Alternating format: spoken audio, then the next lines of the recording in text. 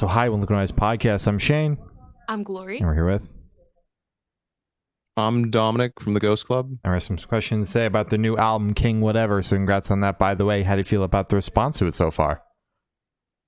Thank you very much. I feel pretty.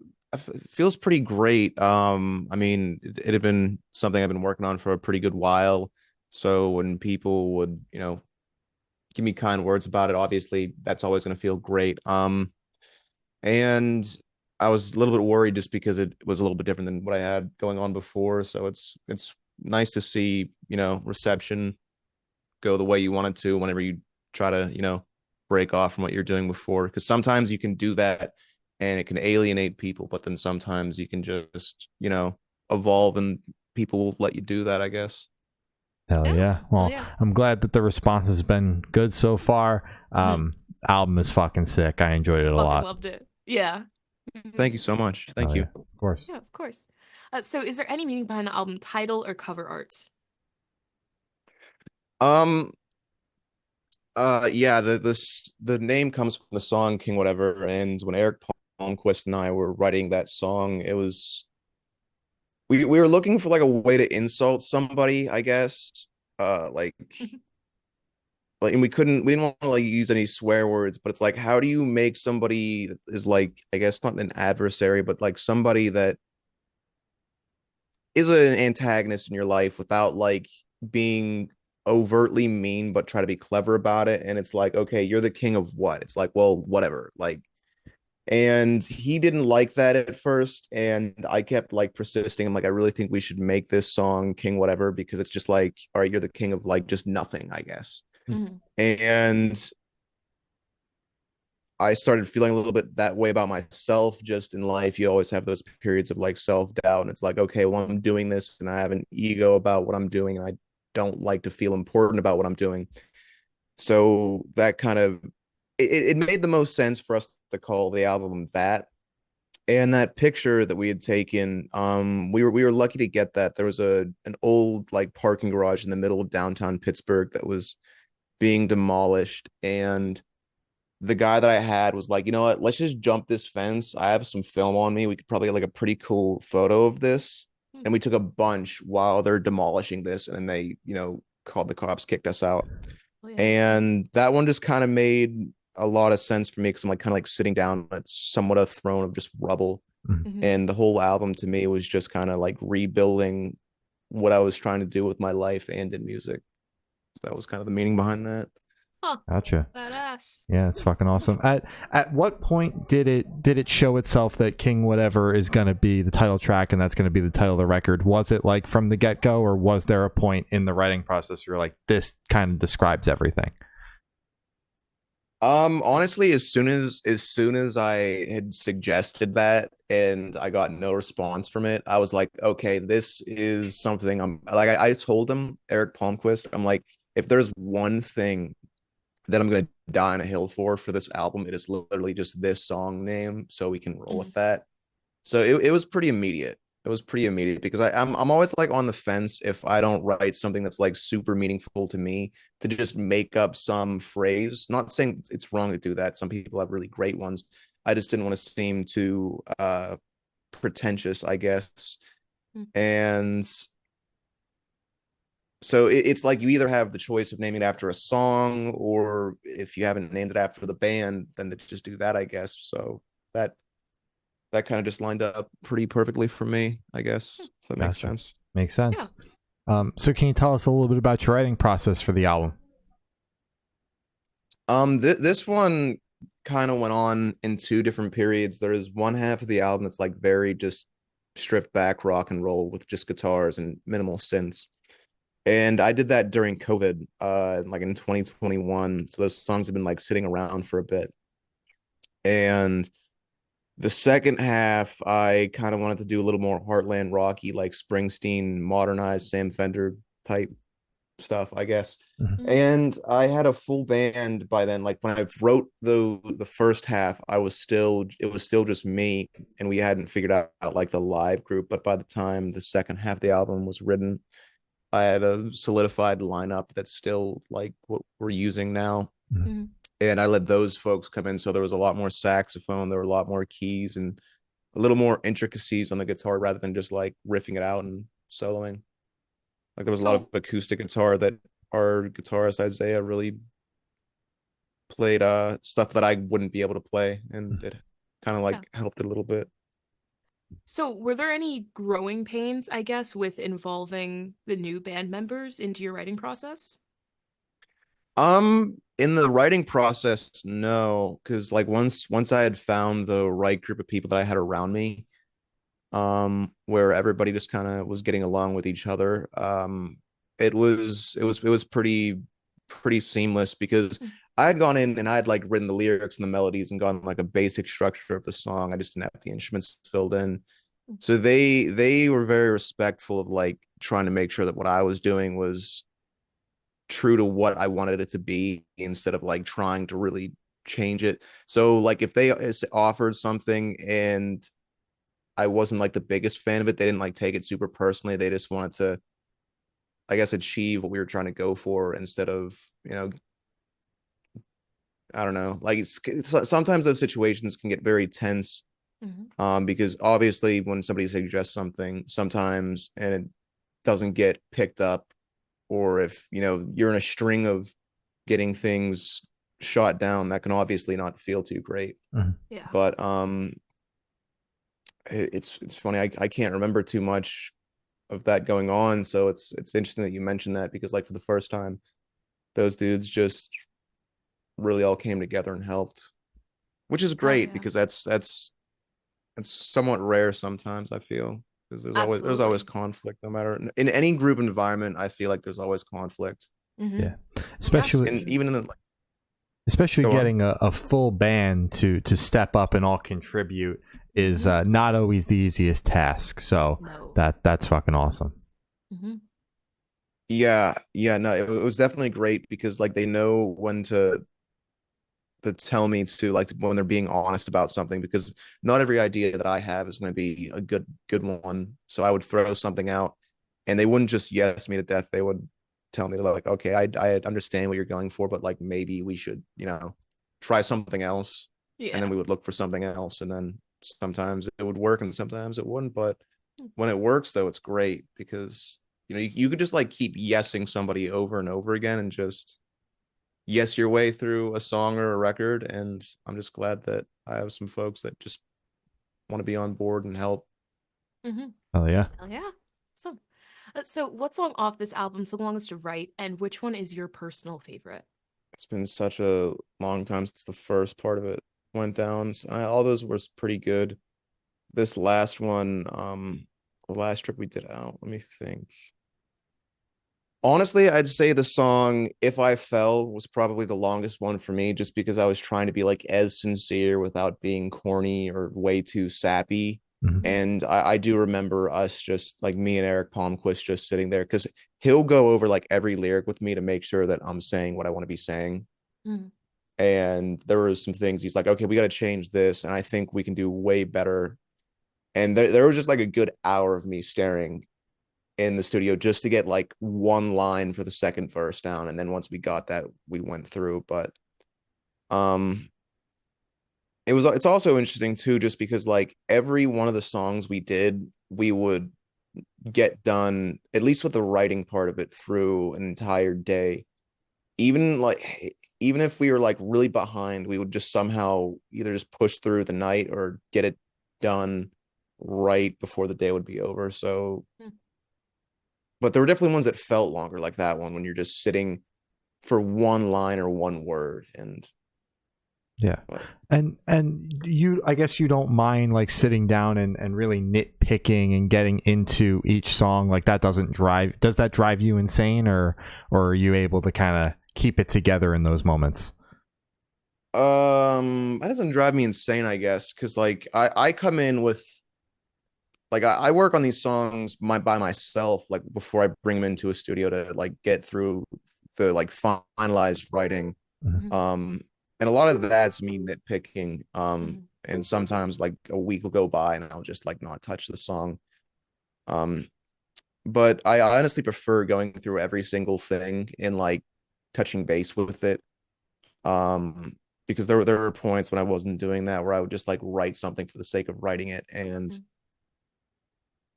Mm. it really is like kind of necessary to not put your first drafts of anything out there. Like Yeah. that revising period of writing is like so crucial, I think.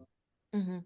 Because Absolutely. I've had songs, like I've brought in songs that have become completely different on their way out of like a writing session. So Mm-hmm. Yeah. Oh Yeah. yeah. Makes sense. So how'd the track list for the album come about? Did you write the opening of the opener, close a bit of closer, shuffle around and see what fits? What was that process like? um the process of the order, I didn't write anything with the intention of being like, okay, this is going to be what opens the album, this is what's going to close the album. I would like to do that in the future. There's a method called the four corners method that Bruce Springsteen would follow when writing his albums, and I think that would be cool to go in the future. But I kind of like tried to figure out with the group, and it's funny, we all had like the same opinions of how things should be. So the song I'm Sold, every single one of us thought that should be the first song, and then everybody thought Don't Let Go should be the last song. Hmm. And it was just us going through like figuring out, is there a story to be told here, and if so, how do we do that? And all the puzzle pieces in our head just kind of lined up, so there's not like a song on there that we were just like, oh, I guess it's got to be there because it's the last one, we have no other spot for it. We just got kind of lucky there that everything just kind of fell into place, and we didn't have to like focus too much on that, because That's nothing cool on as there hell. is like an afterthought, for because I did a compilation of like all the other stuff we did. It's technically like an album, I guess, Mhm. before this. And I just kind of threw those all in random order because there was no way to sequence it. So it was just kind of nice this time to have everything just kind of work. Yeah. Yeah. Oh yeah. You Makes sense. So, would you be able to tell us where your headspace is at while you're creating this record? it was in a not it was a great place now. When we did the podcast before, like right after that, I'd fallen during rehearsal, and this basically my hand punched the ground basically. And long story short, mangled my hand. Oh, Had I had to have surgery, and they had to cut my hand up and put it back together again. oh man. And I thought they told me like that I would just have limited mobility in my hand, and I was worried whether or not I could play guitar again or piano again. Yeah. Mm-hmm. So it was just like rock bottom, hitting the bottom, and then just working my way back out of that. Just because a bunch of different things at one given time were going on, and it was just a lot. Um, and this record is just kind of me documenting, I guess, that period of life where you're just kind of floating through and trying to get out of it. Um, and you know, I had like a lot of feelings I was able to put into this, and that was kind of good because I feel like sometimes the past needs to be left in the past, Mhm. because I would find myself just like rehashing the same thing, talking myself in circles over and over again. Mm-hmm. Um, so yeah, definitely a period piece in my life where I just wasn't functioning too well. Yeah. Because like you don't realize like how much you need both of your hands, especially your dominant one. Mhm. Mm-hmm. Like opening a door, if you have your phone in your hand, it's like, okay, well, I gotta put my phone in my pocket, and it's your left hand, so it doesn't feel good. And then, Mm-hmm. driving, going through like holding things, I'm fortunate that I recovered and I can, use my hand, because I had like four pins sticking out of my, like, have you ever seen Doctor Strange? Yes. Like when they had, like, that's what my hand was like. And when they took all of that off, my hand just wouldn't move. It was like this, and I had to like slowly learn how to use my hand again, God Holy damn. shit. which was freaky. But yeah, it was freaky. But yeah, no, I only have like a scar to show for it now, which I'm glad. I'm glad that that's the case. But for a good bit, I was Yeah. scared, Yeah. because Rightfully so. how do you make music with, oh, even just like writing emails, like using a mouse with your left hand. Oh. Terrible. Oh, because I just couldn't with my right, because it was immobilized and in like a plastic brace, Mm-hmm. and I didn't learn how to write with my left hand. I looked like a preschooler writing with a pen, That's terrible. and yeah. I'm Go on. glad that everything worked out and it healed, because I remember seeing on Instagram shortly after we put the last interview out that had happened, and you're like, I don't know if I'm ever going to be able to play guitar again. And wasn't it like, weren't you guys rehearsing for a show or something is in that time frame? Yeah, it happened the night before a show, and it had happened. I had gone to the hospital, and they told me initially, they're like, "Oh, you have like a hairline fracture in your hand. It's no big deal. Let's just wrap it up and give you some pain meds and go home." Oh, And fuck. then I played the show the next day, but like I'm expecting my hand to get better, but like as the days were going on, it was like starting to turn black, and I'm like, "Well, that's bad. Yeah. That's not Yeah. good. Let's go see a hand doctor." They took an X-ray, and they're like, "Your hand is fucked." Oh, Oh. I'm sorry. I don't mean to swear. I'm No, sorry. yeah, You're you good. can curse. Yeah, go for it. Oh, and they're like, we gotta like operate on this now before your bones like set like this, Holy shit. because like, yeah. So it was should have, you know, questioned, like, because my hand was very clearly like not hairline fractured, but I was just like so grateful because I'm like, oh man, a hairline fracture. That's great. I thought my hand was like completely toast. So I'm Yeah. just gonna ignore that and go play that show tomorrow and Mm-hmm. ignore this issue until it becomes worse. Yeah. Yeah, the, But the show is basically what caused you from like maybe questioning the fact that they were wrong. Mm-hmm. yeah, I mean, like I didn't want my hand to be just like obliterated. So I was just like, I'm like, okay, you're a doctor. I'm done. I'm gonna trust what you said. And what they said was like absurdly wrong. And when I looked at the X-rays at like the hand department, like there's literally a hand department of UPMC. Mhm. They showed me their X-rays, and like my bones were making like an X. Like if you looked at my hand this way, it was just like that. And I'm like, well, I don't know how they missed that. Yeah. And also, like my hand just looked bad, like Yeah, really bad. But that's fucking crazy. Well, yeah, no, I was going, I was a little too physical with the show, and I tripped. I'm very clumsy, and you know, when you fight the ground, the pavement wins every time. yeah, that shit's It not moving. does. Don't No. fight the ground. Yeah. No. Yeah. Well, as I said, I'm glad everything healed up, Absolutely. and that you're doing better. So Mhm. happy to hear all that.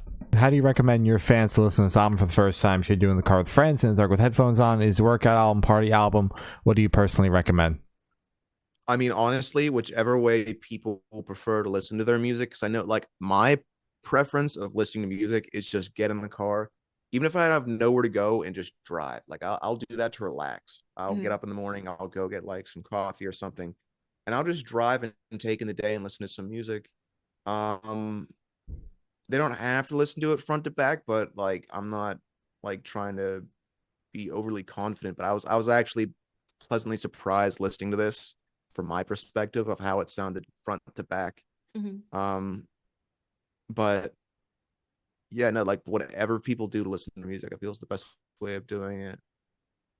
That's a really shitty answer, but like that really is it. I don't want to be like, oh yeah, you need to like sit in the dark with headphones on, no light, and then you got to think about it for 30 minutes afterwards All before you right, turn the Austin lights back Knight. on. So All I was right, gonna Austin fucking Knight. say, yeah.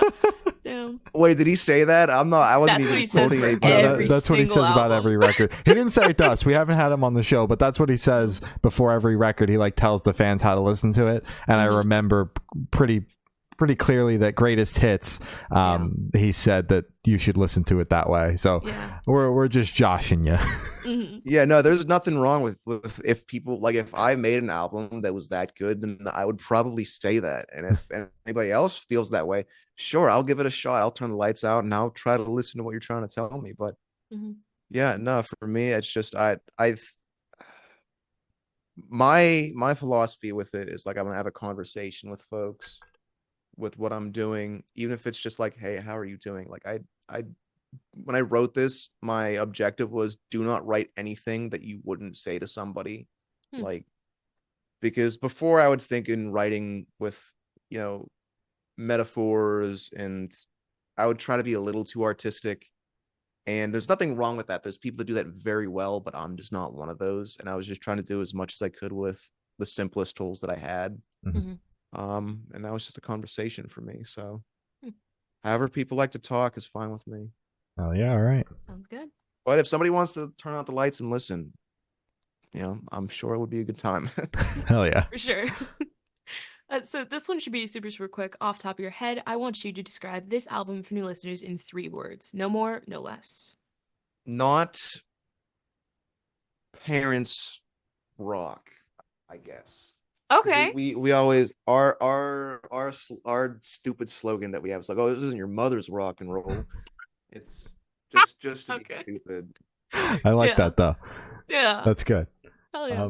So This ain't your parents rock and roll. Yeah, it's just being dumb. Not I dad's love it. not dad's rock. That floats a little. there you go. Yeah, Yeah. not dad rock. Yeah. Hell yeah. Mm. So in that same train of thought, is there a certain feeling or emotion you want listeners to have while going through the album? I guess just feeling better about themselves. Like I feel like anytime somebody gives me the time to, put effort into listening to something of mine or validating that I exist, I feel like I kind of owe them something back. So I just hope that if people listen to this, they can feel better about their life post listening to the song. I don't want to make anybody's day worse. I don't want anybody to have the worst day at work, but Yeah. Yeah. but yeah, that's at the end, that's all I really care about is just, did this make somebody feel better than they did before listening to it? Hmm. Like I don't mind, not getting attention for things. I just prefer to, I like providing a service, I guess. That's really douchey to say, but if this can help, cool. And if not, then I have to try better to help. So Fair enough. Makes sense. So, are you able to touch on any particularly challenging or standout moments from the creation of this album, positive or negative? hmm, this one was pretty straightforward, so that's kind of tough. I mean, honestly, bringing them to life, I'd say, was one of the harder things, just because we had played these all for like the first time very recently, and um, I'd concussed myself the second night of the tour. Yeah, I'm clumsy. I'm Dude. injury prone, so I feel like that was the hardest part of this whole album, I guess, because the whole tour was like promoting the album coming out, and then Mhm. night two, it's like, okay, I'm concussed. I need to wear sunglasses now everywhere I go, and we had to. I was being Weekend at Bernie's. If you've ever seen that movie where they're just carrying Yeah. him around with sunglasses on, that Mhm. was me the entire second. Well, from the second show on, that was me, and I'm That's still now like I have to really think before I speak now because I'll just ramble. I don't know what 2 + 2 is anymore. I can't remember anything. It's weird. Did you get that My checked brain out? is um we were in Philadelphia, and I didn't have insurance at the time. I thought that I had enrolled and gotten insurance. And we go to a Med Express, and they give us like a basic rundown because I was sick and like throwing up, not TMI, but they did like pupillary response, and they're like, okay, you have to get to the hospital now because you need to get like a CT scan because you were concussed. And I'm like, I will totally do that.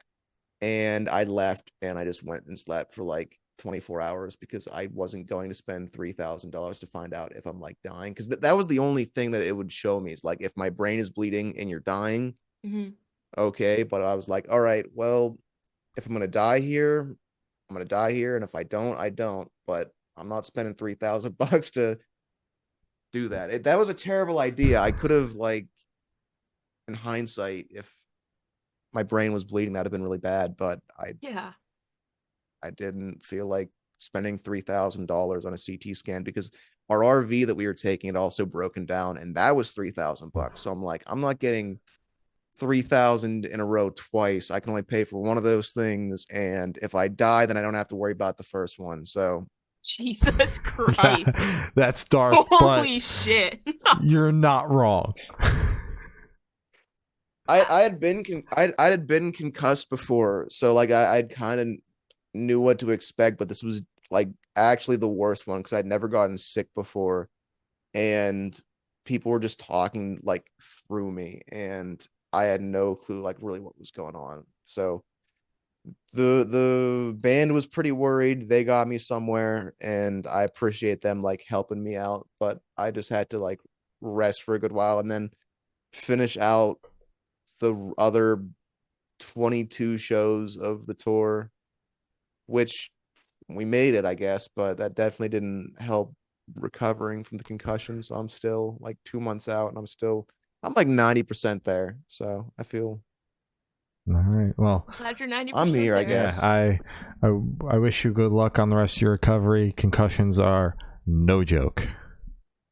Yeah, I appreciate that. Thank you. So if I've like seemed like spacey during this or like thinking a little bit too hard in what I'm saying, I apologize. I'm just trying to like, keep this keep this thing going. Just because like if we tried doing this a month ago, Mhm. this would be bad. I would be just You're all good. Yeah, You're you're all good. completely fine. You're doing great. I man. didn't even know, but I knew you Mhm. guys were on tour, so I knew it didn't, make sense. First full headlining tour, just leave you guys to do your thing, catch Mhm. up when you get back and the album's out. So we asked you this question the last time, but Mhm. since you just finished up a full US tour, we want to ask, what was the go-to snack at a gas station or rest stop during that time? oh, if you go into 7-Eleven, they have these types of ramen that are in like a rectangle, like a shallow rectangle. They're called yakisoba, beef Mhm. teriyaki. Yep. Those were amazing. I ate so much teriyaki ramen over the Yep. course of this. My blood pressure is insane right now because I I had so know. much sodium, but it was so worth it. Those were a godsend because they were so easy to make and delicious. I don't like the like square ramen ones, like the chicken and beef ones that are Mhm. Maruchan. No. Not my thing, but those ones I liked, and that was my go-to. Hell yeah. Hell yeah. Sounds good. So for these last couple questions, we're going to shift away from music if that's okay with you. Of course. Cool. So if you could be one animal for the rest of your life, which animal would you be and why? Oh, I would be a duck because those little guys, I love ducks so much, and they're like nature's jester. Yeah. A lot of people don't realize like ducks are very social creatures and very intelligent creatures. Hmm. They're literally just dogs with wings. Yeah. Like ducks, I love ducks so much. I had ducks before we went on tour, and we had to move them to a farm because I couldn't take care of them in the time, and I'm just figuring things out before I bring them back home. But I just love ducks. That is my favorite animal is a duck. Oh Hell yeah. yeah. Ducks Can't are wait for them to sick. get back. Yeah. Yeah. Oh yeah. Mhm. So if you could have lunch with any celebrity artist, dead or alive, who would it be and why? Dead or alive? That's a lot of people. Yeah. Just trying to go through. Honestly, probably Robin Williams. I love that dude so much and everything that he does. Yep. And that dude really was something special. So definitely Robin Williams. That's a good answer. Good pick. Oh Yeah. yeah. So for this last question, boom, you're on a deserted island. You can bring one movie, one person, and one album. Who and what are you bringing? All right, movie, Mhm. movie. I'm bringing Terminator 2 Judgment Day because that movie kicks ass. Okay. I am bringing my best friend Mark so he can be stranded with me, Good. and which he'd be pissed about, which would make it better. And then one album I am bringing Nebraska by Bruce Springsteen. Nice. All right. Perfect. I'm already gonna be in a bad mood. I need to be in a worse mood. Take it one step further. Yeah. All right. As Gloria said, that's all the questions you have today. Is there anything that you got that you would like to plug? Just the album King Whatever. It's awesome. Laney Jones, a folk artist we saw down in South by, was awesome. Instant Crush was awesome. We toured with Fuller, who was fucking awesome. Go check out Fuller. Listen to his stuff. He's putting a song out like every other week, which is insane. He's been doing it for a while. Good. So yeah, go check those folks out because they are cool. Well, thank you. It's been Dominic from the Ghost Club, and we have been the Good Noise Podcast.